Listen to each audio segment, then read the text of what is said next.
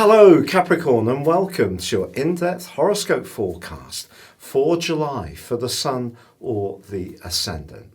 If you've yet to subscribe to my channel, I'd be honoured if you did so now. Please click or tap on the bell notification symbol. You can also chat with me direct on Twitter at Horoscope Ace, or if you'd like to join Elisa and I for our daily astrology and tarot show on YouTube, please see the link beneath this video. It's proving great fun, really popular, and you can grab your free daily horoscope every single day. This month begins with the Sun and also Mercury, the planet of communication, in your opposite sign, the 7th house. The 7th house can be about our relationships. It can be about the people that we need to interact with, be it friend or foe. It can also be about where we need to be more competitive. And of course, Mercury is in retrograde as the month begins.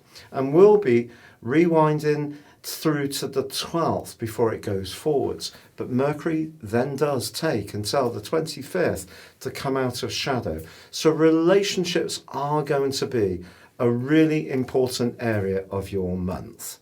But also, the Sun goes into an opposition with the Moon, the annular lunar eclipse, in your sign on the 5th. And that's going to provide a backdrop of energy for the next 6 months.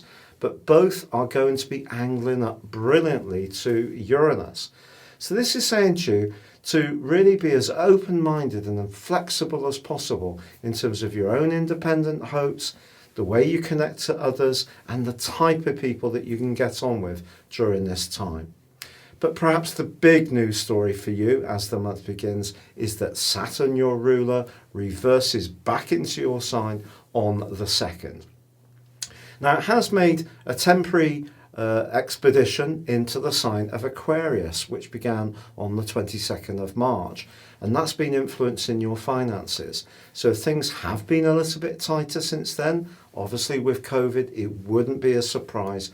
Then now Saturn moves back into your sign. It's giving you the opportunity to grapple with your individual talents, to really put all your hard work into what makes you unique and special.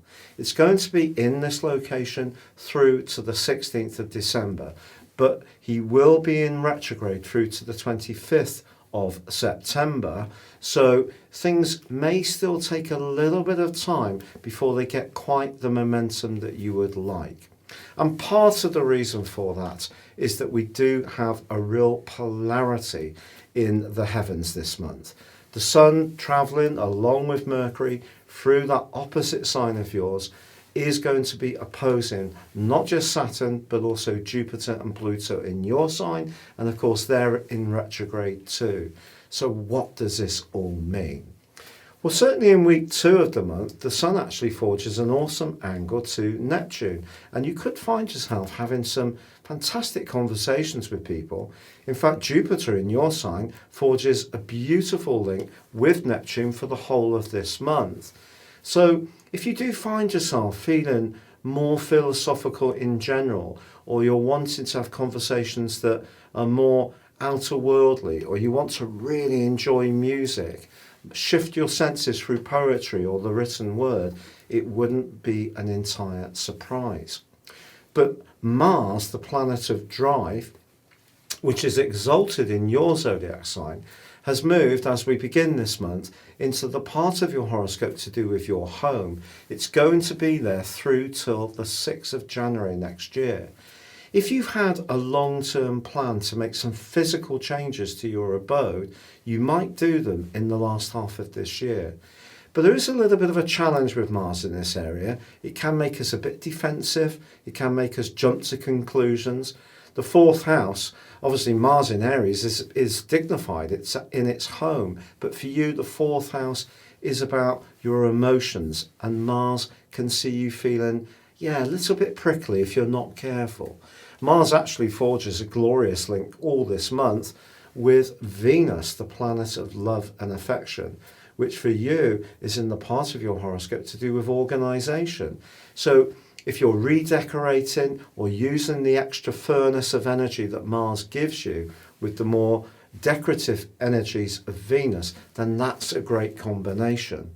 However, from the 5th through to the end of the month, Mercury in your opposite sign is clashing with Mars.